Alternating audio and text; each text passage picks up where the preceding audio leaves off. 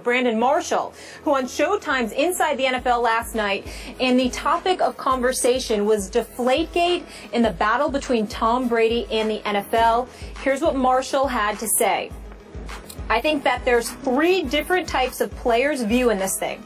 Number one is the fighter. I think there's guys that's in the fight with Tom. The second is cowards. I call them cowards. That's the guys that are afraid to face Tom Brady.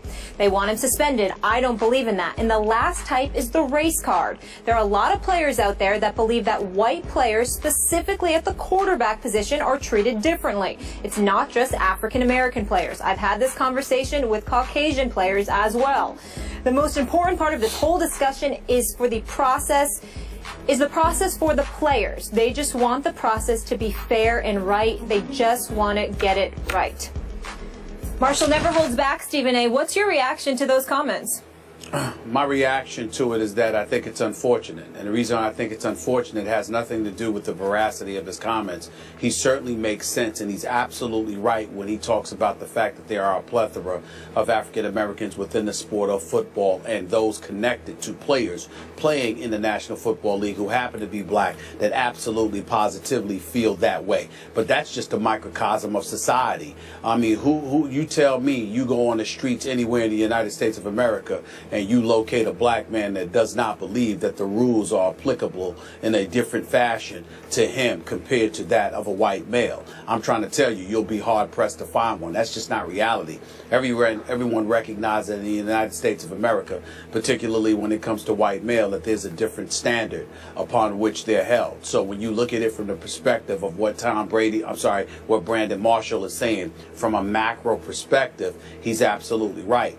But Skip Bayless, the reason why I would label it unfortunate is because at the end of the day, if you're working there for Showtime, if you are a football player within the National Football League and you happen to be black and you use the Tom Brady analogy to bring up racial disparity, it simply doesn't hold water. And these are the kind of things that hurt us in terms of addressing the issue of inequitable treatment because it simply makes no sense and it doesn't hold water. When you look at Tom Brady, you're talking about an individual that is being pursued by Roger Goodell in terms of a suspension because of deflated footballs. Well, guess what? When you think about the black males that have gotten in trouble with Roger Goodell, domestic violence, assault, weed all the time, smoking weed, getting suspended for those transgressions, what have you. Deflated footballs are simply not comparable to that. Now, I do understand that Brandon Marshall didn't mean to bring attention to Deflategate and compare it to what he was alluding to in terms of bringing those comparisons into the equation. But the fact of the matter is, if you're somebody not just outside of the black community, but inside the black community, when you hear his statements, ultimately you're going to compare Tom Brady and the issue of deflated footballs to some of the transgressions some of these black players have found themselves in. And there is simply no comparison. Deflated footballs or not, Tom Brady has been a model citizen. He has been an ambassador for the National Football League. His integrity, the way that he lives his life in terms of his quality of life, how he conducts himself as a law-abiding citizen, he doesn't even belong in the same sentence as the Ray Rices of the world, the Greg Hardys of the world, and others. He simply has no place being drawn, having his name thrown in there. And by Brandon Marshall making the statement that he made, although from a societal perspective, there isn't a black person worth their salt that can even remotely deny the veracity of his comments, this was a bad example to use it from. We're talking about Tom Brady here and the issue of deflated footballs. When you talk about the fact that, whether or not somebody black would have gotten away from this and all of that other stuff, it makes absolutely no sense in this argument whatsoever. Because the black folks that have gotten in trouble in the National Football League, it hasn't been for deflated footballs. It's been for, some would say, violent crimes. That is the difference. And I think that his comparison was misguided in this particular situation. As you know, I always defer to you when it comes to this matter on this show. I had no idea which way you were going to go, so I tried to open my mind and listen to every word you just spoke. I hear where you're coming from. Now, again, I'm going to look at it a little differently here. And I'm with you on your societal perspective. I get that. And I'll speak as a white guy here. Obviously, in the biggest picture, are there racial undertones to lots of interactions that take place every day in this country between white people and white people and white people and black people? Yes, there are still racial undertones. We know that. Okay. I accept that. I try to fight that, but I accept it. Now back to this. This was a strong statement that our guy Brandon Marshall made, and I'm a big fan of his personally. We've talked and talked about him. I like him very much personally. I appreciate the struggle he's had and how far he's come within his own personal struggle. But this was a bombshell that he dropped. And when you drop that bombshell, you need to be able to back it up and defend it. So I look at Roger Goodell's recent track record in court that he has taken a beating for of late. What is it, the last 6 times he's lost in court? We've talked about it to death here on this show. So some of those cases have involved Ray Rice and Adrian Peterson and Greg Hardy, and Jonathan Vilma was sort of the lead figure in the Bountygate case that got overturned by Tagliabue.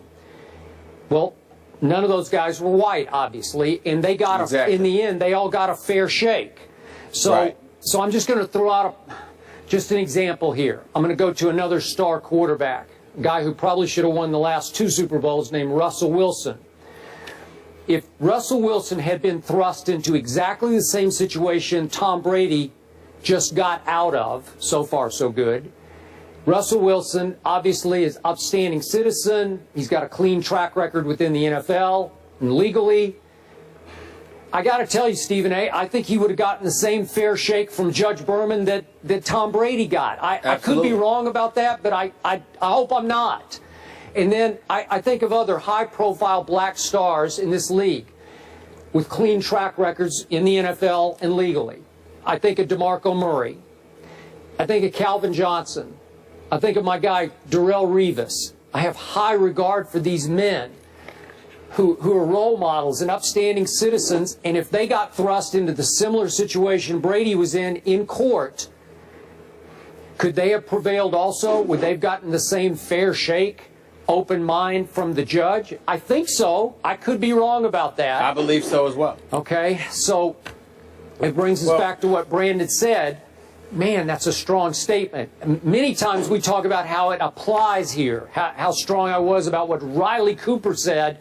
He should have been cut the next day for what he... That's a whole different situation than the one that's operating here. Well, allow me to interject. Okay. First of all, if I wasn't clear, I apologize, because I agree with every single word that you just said. We have no disagreement. As a matter of fact, that's the point that I ultimately was trying to elocute. The fact is that Roger Goodell has gone after white players. He's going after black players. When he suspended Sean Payton for the year as the head coach for the New Orleans Saints, last time I checked, he wasn't black. When he suspended Greg Williams indefinitely, the defensive coordinator in Bountygate, last time I checked, he was not black. When you see them sitting there going after the New England Patriots, Robert Kraft, his friend, Bill Belichick, the confiscation of a 1st and 4th round pick, those are not black individuals that represent the face of the New England Patriots franchise, and certainly has he been in tireless pursuit of Tom Brady. Tom Brady doesn't happen to be black as well.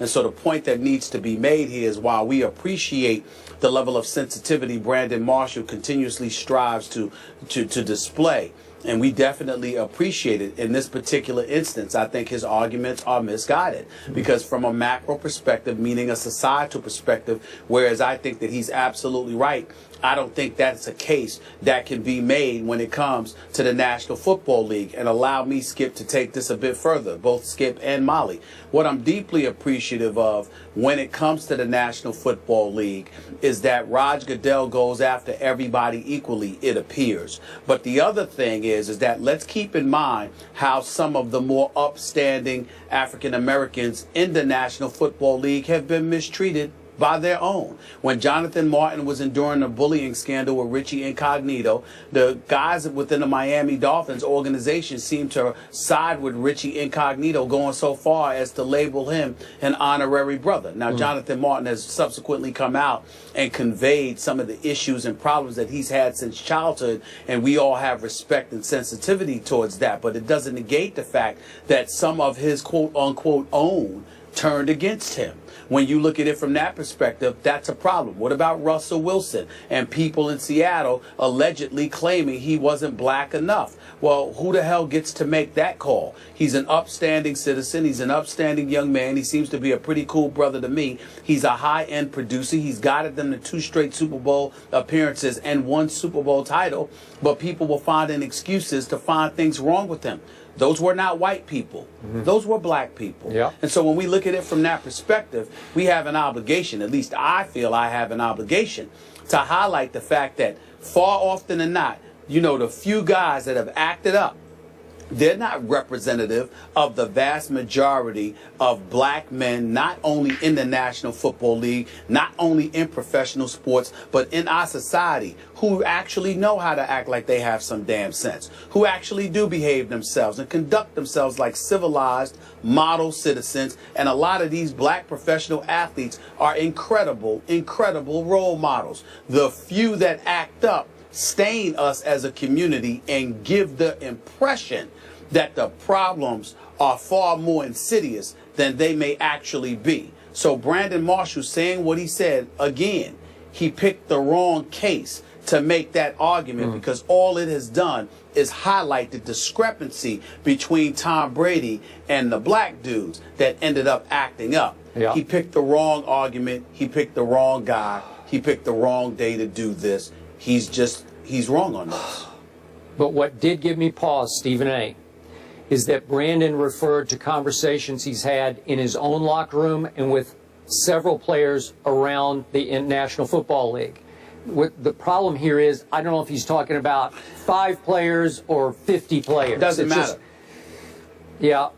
The reason allow me to enlighten you on this point, Skip. It doesn't matter, because what he's speaking about, there are a lot of instances, for example, where guys won't sit around and get intimately, in depth rather, into a conversation like that. They'll say, yeah, this is just another example, or they'll complain or lament the state of affairs because they know what exists from a macro perspective. But if they're dissecting incident by incident, case by case, they certainly couldn't make that argument in this instance, which is why it was a bad choice for Brandon Marshall to make in terms of picking this particular instance. The only point I will give Brandon, if he wants to go bigger picture to quarterbacks, just in general, regardless of race, get preferential treatment in the National Football League. Well, absolutely they do, because this game, in the end, it belongs to those quarterbacks. It is nothing without those star quarterbacks. So if you want to go there, I'm fine to go there. Gotcha. Yeah, and I don't think that one's going to change. So to surmise, we both here, both of you guys understand his comments, appreciate his comments, but not 100% on board with this particular argument. Not even close. Moving on.